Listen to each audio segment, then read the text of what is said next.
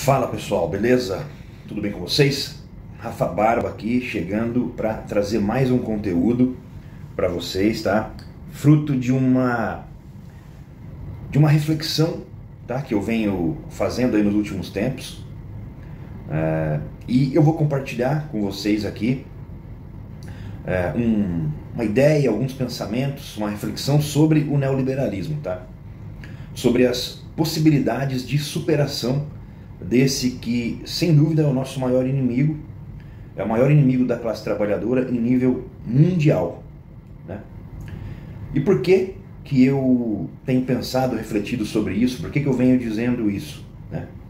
O neoliberalismo, ele provocou o aprofundamento das desigualdades e foi ainda além disso. Ele produziu uma descrença cada vez maior nas soluções políticas, alimentando, portanto, o surgimento de governos autoritários de extrema-direita nos últimos anos aí na Europa, aqui no Brasil. E ele também produziu uma espécie de endireitamento dos partidos de centro-esquerda. Bom, mas antes de dar continuidade nessa reflexão, eu gostaria de pedir para vocês um like no vídeo, para vocês compartilharem o vídeo, para fortalecer o canal. E antes de você ir embora, deixa um comentário, eu prometo que vou tentar responder todo mundo. Isso fortalece o algoritmo, tá? Bom, vamos voltar aqui para o raciocínio acerca do neoliberalismo, tá? Nas chamadas democracias liberais existe uma ideia de que, independentemente do partido, cada governo vai executar a mesma política. No Brasil isso é muito claro, tá? E significa, para aqueles que estão na base do sistema, a política ela não faz mais tanta diferença. Essa é a percepção. Existe uma descrença na política e isso leva, evidentemente, ao fracasso da democracia liberal burguesa que nós estamos acostumados. Como diria o Karl Polanyi, que é um filósofo, um historiador renomado, uma sociedade guiada só pela ideia de que os mercados se autorregulam, ela é uma sociedade fadada à falência. Uma sociedade assim, ela não se sustenta, porque o mercado não pode ser tão importante ao ponto de se sobrepor à sociedade. A democracia, portanto, ela não resiste à realidade material que essa teologia ela prega. E o autoritarismo vem como uma ferramenta de desmantelamento da sociedade. Pensando nas eleições burguesas, né? Aqui no Brasil principalmente, Bolsonaro ele tem grandes chances de sair derrotado. Mas o bolsonarismo ele veio para ficar na nossa sociedade, deve permanecer no Brasil aí durante um bom tempo ainda. A gente vai ter muito trabalho pela frente para desamarrar aí esse nó. A crise iniciada no mercado imobiliário norte-americano transbordou para o sistema financeiro do país e exigiu a intervenção direta do Estado. Essa crise ela foi uma evidência de que o neoliberalismo estava se esgotando. Todavia, apesar de o neoliberalismo ficar na corda bamba aí, ele vem respirando por aparelhos, ele vem tentando se reciclar, ele vem tentando se readequar. E qual que é o resultado de 4 décadas de neoliberalismo? Sendo que depois de uma grande crise, o que nós vimos foi o aprofundamento da ideologia, das práticas e dessas receitas de bolo, né? Na entrevista do Paulo Guedes no Flow, no dia 27 de setembro agora, ele repetiu vários jargões dessa teologia, dessa ideologia neoliberal. Foi ridículo. Assistam lá. O resultado disso é uma crescente descrença na política, porque nas chamadas democracias liberais do centro do sistema, ou mesmo na periferia do sistema, Existe a ideia de que entra governo, sai governo, seja o partido que for, a mesma política vai ser executada, como eu acabei de dizer. Ou seja, para aqueles que se sentem perdedores no sistema, que estão na base do sistema capitalista, a política parece não fazer mais diferença. E se a política ela não faz mais diferença, qual que é a solução? A solução é se insurgir contra ela. E o Bolsonaro ganhou aqui, no Brasil, dizendo que era contra a política, contra tudo que estava aí, né? A gente viu esse processo.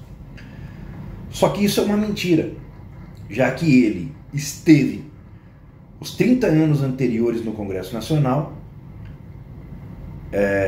e ele conseguiu, mesmo assim, passar a imagem de que era um cara fora da política e, portanto, confiável ou mais confiável do que alguém que estava dentro da política. Foi essa a mensagem que transformou o Bolsonaro no presidente do país.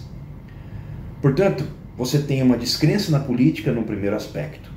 E isso, evidentemente, leva a decisões autoritárias. A política, por definição, ela é a arte do diálogo. Agora, se isso não vale mais, se é preciso insurgir-se contra a política, é preciso então uma autocracia, um governo ditatorial que seja tirano, que imponha a lei pela força. É isso que está no imaginário popular, pelo menos de parte da população que vota. A outra coisa é que os nacionalistas à direita, eles começam a ser mais valorizados, porque eles começam a buscar os seus inimigos, sobre os quais deve recair a culpa pela situação ruim do país. Nos países europeus, por exemplo, a culpa recai sobre os imigrantes. São os árabes, são os africanos, por exemplo. E o mesmo ocorre na América Latina, ou na América como um todo. O Trump, por exemplo, queria construir um muro para impedir os mexicanos de entrar. Ou então é o poder branco, né? Onde os negros seriam os culpados. Sempre tem algum grupo social ou alguns grupos sociais como culpados. No caso do nazismo, por exemplo, havia a perseguição aos judeus, mas não apenas aos judeus. O Hitler e as suas milícias, eles perseguiram negros, perseguiram homossexuais e perseguiram comunistas, socialistas. Ele perseguiu igualmente toda essa gente com muita crueldade. Quem já leu, já estudou um pouco sobre o nazismo, sabe do que eu estou falando. Enfim, são grupos sociais que acabam sendo responsabilizados pelos problemas. Não é mais o governo, não é mais o sistema, não é mais o domínio do capital. São determinadas pessoas, determinados grupos. E assim elas precisam, e esses grupos precisam ser eliminados. É de onde vem então o autoritarismo, a violência, todo esse tipo de coisa que nós temos visto nos últimos anos no Brasil e no mundo afora. O autoritarismo da extrema-direita na atualidade, ele é reflexo do fracasso das políticas neoliberais. Esse é o ponto que eu quero pegar com vocês para a gente conversar. Para o Adorno, por exemplo, o Theodor Adorno, o fascismo ele é um mal latente dentro do sistema capitalista. Ele está sempre ali. Ele está sempre ali esperando o momento de sair das sombras para poder atacar, né? Não só para o Adorno, outros teóricos falam isso. O próprio Umberto Eco também traz essa questão do fascismo ser algo que está ali latente. Agora, a gente pode perguntar, observando o cenário atual, por quanto tempo essa força de direita se sustenta no cenário global? Essa é uma questão que precisa de uma análise complexa. A gente precisa levar em consideração vários aspectos para poder chegar e olhar com um pouco mais de clareza sobre tudo o que está acontecendo, sobre esse tema, né? Um desses aspectos é a questão geopolítica. É fato que a força do neoliberalismo está muito associada à força dos Estados Unidos da América, porque são eles os mais influentes na política econômica, na cultura. Os Estados Unidos dita regras para o mundo todo, e o mundo todo meio que aceita por conta deles serem muito influentes. Agora, se essa hegemonia de influência ela começa a ficar em xeque, principalmente pela ascensão da China, você começa a enfrentar transformações no plano geopolítico, que começam a questionar o poder norte-americano. E é nesse sentido que o neoliberalismo começa a perder força e o autoritarismo de direita também. A gente está vendo isso no Brasil, com o enfraquecimento aí do governo Bolsonaro, que provavelmente vai ser derrotado agora nas eleições de 2022 pelo ex-presidente Lula, que desponta nas pesquisas. Agora, o Bolsonaro pode ser derrotado nas eleições, mas o bolsonarismo vai ficar rondando por aí mais um tempo, como eu falei no começo do vídeo, espreitando, atacando a democracia liberal, como fala o Theodor Adorno, como fala o Humberto Eco. Ou seja, sendo Lula o vencedor, um eventual governo ruim ou que não atenda o que as massas querem, pode fazer o bolsonarismo voltar a ganhar força para tentar uma retomada de poder em 2026 ou mais à frente. Então nós vivemos uma situação de tensão no país. A população está votando contra o Bolsonaro por causa da economia e da péssima gestão da pandemia. Não é porque o Bolsonaro é um cara antidemocrático, racista, homofóbico. Esses ingredientes eles são menores na percepção popular, né? A narrativa da pandemia é a que mais pegou contra o Bolsonaro. E é por isso que as pessoas estão votando no Lula, vão votar no Lula mais uma vez. No caso de um governo Lula, a maioria da população ela não liga para os atributos democráticos que o Lula tem. As pessoas elas nem compreendem muito bem essas questões. Elas não compreendem isso com facilidade. Por quê? Porque elas têm um nível de escolaridade baixo no país. É muito difícil fazer qualquer previsão sobre o rumo que a extrema-direita vai tomar no Brasil com uma vitória do ex-presidente Lula, por exemplo. Uma outra coisa que a gente não pode esquecer tem a ver com a questão ambiental. Isso vem se agravando muito rapidamente, né? E os governos não poderão mais ignorar isso. Ou seja, as transformações e as reformas, elas vão precisar em algum momento ser feitas para que o sistema capitalista não entre em colapso de vez. A lógica capitalista em si, ela é contrária à preservação dos recursos. Ela é contrária à preservação do meio ambiente. É um contrassenso. É uma questão complicada para o capitalismo. E o agravamento dessa questão ambiental pelo mundo vai impor limitações ao sistema de alguma forma, pelo bem ou pelo mal. Agora, como isso vai acontecer? De que forma isso vai ocorrer, né? Ainda não é possível a gente saber. A verdade é que deverá haver uma frequência de desastres ambientais cada vez maior a nível global. Mas nós estamos perto do esgotamento do modelo neoliberal? Bom, o que se chama de crise do neoliberalismo, na verdade é uma crise do processo de acumulação capitalista, é uma crise de sobreacumulação. Alguns autores vêm trabalhando, vêm falando sobre isso. A crise de 2008 foi um pico desse processo prolongado de crise do capital.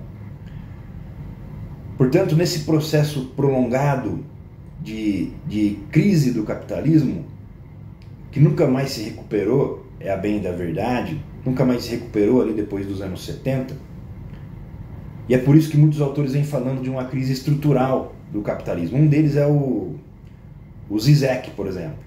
O Zizek vem trabalhando um pouco sobre essa questão da crise estrutural do capitalismo. O neoliberalismo foi uma forma de lidar com essa crise. O Zizek fala sobre isso. Foram mudanças na institucionalidade do capitalismo que nos trouxeram até aqui. Vieram mudanças na relação do Estado com o mercado, no papel do Estado, na relação com os trabalhadores, que passaram a ter menos direitos, salários mais baixos e precarização da sua vida. Ou seja, o neoliberalismo, ele, vamos dizer, destruiu o modo de vida minimamente digno que os trabalhadores tinham, principalmente pensando em países centrais. E esse modelo de gestão teve consequências que foram várias e ruins do ponto de vista social.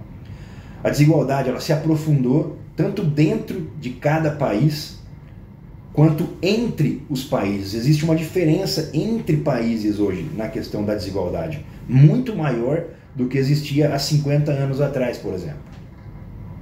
Então, como resultado do neoliberalismo, nós tivemos o aprofundamento da desigualdade, um agravamento da crise ambiental e com um agravante de não ter resolvido o problema do processo de acumulação de capital e de distribuição de renda. O neoliberalismo não resolveu os problemas que ele prometeu resolver lá no começo. Na crise de 2008, embora alguns apostassem no fim do neoliberalismo, com o tempo a gente foi entendendo que não era o fim coisa nenhuma, porque a base do sistema continua a ser a riqueza financeira. A supremacia do capital financeiro frente ao capital industrial venceu a parada. E o neoliberalismo, ele é uma forma de gestão do capitalismo que se adequa à base, que atende aos requisitos desse tipo de riqueza que vem do rentismo, que vem do mercado financeiro. Agora, o que realmente houve com essa adequação? O que se deu na prática? Aconteceu, houve um aprofundamento das políticas neoliberais nesse período posterior à crise de 2008. Basta ver o que aconteceu com a Grécia no âmbito da zona do euro, por exemplo. A Grécia se destruiu nesse processo. Está lutando para se reconstituir, está lutando para se recuperar. Então, longe da gente ter visto a morte do neoliberalismo, a gente está vendo a sua sobrevida. Só que agora numa situação diferente. Porque a gente tem mais dois elementos aí que vêm complicar esse cenário, além dos efeitos da crise de 2008, claro.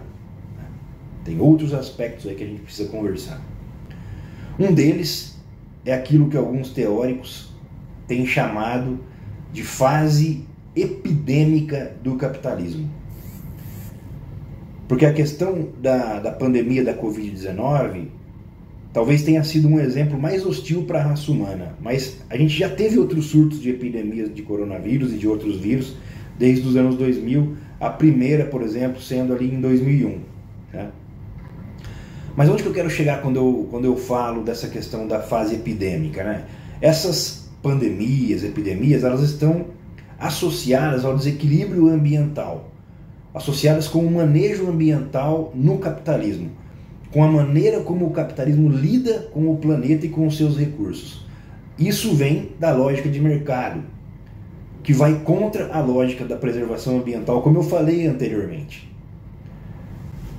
O que se tem, portanto, é muita conversa dos países centrais do capitalismo, que são os maiores poluidores e destruidores do meio ambiente. É muita conversinha, muito blá blá blá sobre preservação ambiental e pouca coisa, na verdade, é feita para modificar a maneira como a coisa é realizada. Além disso, o que é preciso ter para que se possa enfrentar uma pandemia com chances de conter a maioria dos danos? É preciso ter o Leviatã o Estado. Precisamos de políticas públicas, precisamos de um sentimento de comunidade, de cooperação, precisamos de posicionamentos coletivos para conter determinados avanços. O exemplo disso é o uso coletivo de máscaras, o entendimento coletivo de não aglomeração. E tudo isso vai contra a lógica capitalista, contra a lógica neoliberal. Veja como agiram, por exemplo, o Trump e o Bolsonaro, o doidão lá também da Inglaterra. E o mundo, na sua experiência com a Covid-19, ele provou isso. Provou de forma contundente. A história dos acontecimentos nos mostra com clareza os erros de conduta de diversos países. O Brasil é gritante. Esse seria mais um elemento para entender a crise da acumulação capitalista nos últimos anos. Bolsonaro, inclusive, se Lula vencer, pode ser preso, cometeu muitos erros, muitos crimes aí durante a pandemia. Outro elemento, e não menos importante, é o elemento do panorama geopolítico mundial. No período pós-crise de 2008, tem uma incontestável liderança chinesa em vários aspectos, em vários elementos da produção e da distribuição, e há também uma afirmação do poderio russo, evidenciado agora pela guerra na Ucrânia. O fato da Rússia bater o pé contra a OTAN não é de pouca importância política e histórica, gente. Nós estamos vivendo um momento de grave tensionamento das relações. A Rússia é uma potência bélica importante, que possui muitas armas, um exército poderoso, e isso coloca ela no tabuleiro como um player muito poderoso nesse mundo multipolar que começa a se formar. Os Estados Unidos vêm perdendo poder nesse novo desenho geopolítico. O mundo unipolar está deixando de existir. Alguns analistas, inclusive estadunidenses, como o professor Mersheimer, já atestam isso, corroboram isso que eu estou dizendo. Ou seja, teremos um mundo multipolar.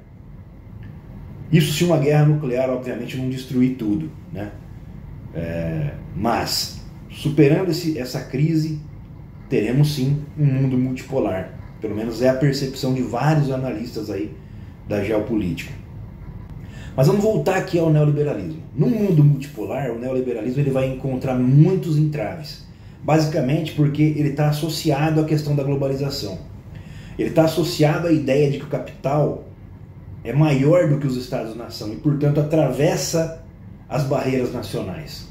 Só que essa mudança para um mundo multipolar vai colocar esse dogma em xeque, pois haverá contraposições e movimentos contra as permanências do modelo neoliberal, seja por governos nacionalistas à direita, seja por governos nacionalistas à esquerda.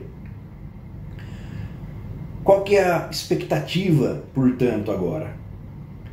Na verdade, a história está se fazendo, as coisas estão acontecendo. Não tem como a gente cravar que as tendências que eu apresentei aqui nesse vídeo serão confirmadas. Não tem como eu, como historiador, cravar isso para vocês. Se após a crise de 2008 era uma tendência muito fácil dos analistas crer que o neoliberalismo estava chegando ao fim, hoje a resposta já é muito mais complexa, porque a gente tem elementos que podem indicar que sim, que estamos próximos dessa superação, mas ao mesmo tempo a gente precisa ter cautela, porque o capitalismo sempre se mostrou metamorfo, sempre se mostrou capaz de se transformar e produzir novas maneiras de exploração, novas maneiras de fazer com que os seus ideais continuem se propagando em detrimento de todos os outros ideais. Bom, acho que eu tentei fazer uma reflexão sobre o neoliberalismo, sobre as questões que têm me afligido. Tenho lido algumas coisas acerca disso e quis trazer para vocês essa reflexão, essas inquietações, para que vocês possam refletir aí. E eu acho que o papel do Boteco Connection é esse, é trazer para vocês reflexão, a gente interagir. Acho que os comentários são muito importantes. para que eu possa, vocês trazendo as dúvidas de vocês, os comentários de vocês, as incrementações de vocês ao que eu digo aqui nesse vídeo, eu posso também ler o que vocês estão falando, reconfigurar o que eu estou pensando e a gente poder construir essa relação de troca aqui no canal, né? Mas eu acho que hoje o que eu tinha para falar para vocês, o que eu tinha preparado para vocês sobre o neoliberalismo era isso. Eu espero que vocês tenham curtido, eu espero que vocês tenham gostado do conteúdo, da maneira como eu organizei as informações para a gente conversar. E eu peço, se você gostou, compartilhe o vídeo. Acho que essa é uma reflexão importante que todos nós do campo da esquerda precisamos fazer, né? Então acho que é isso, galera. Agradeço todo mundo que ficou até o final do vídeo. E é isso, o Boteco Connection aí tá tentando voltar com força, trazendo conteúdos para vocês. E é isso. Um grande abraço, tamo junto, é nóis e fora Bolsonaro. Valeu!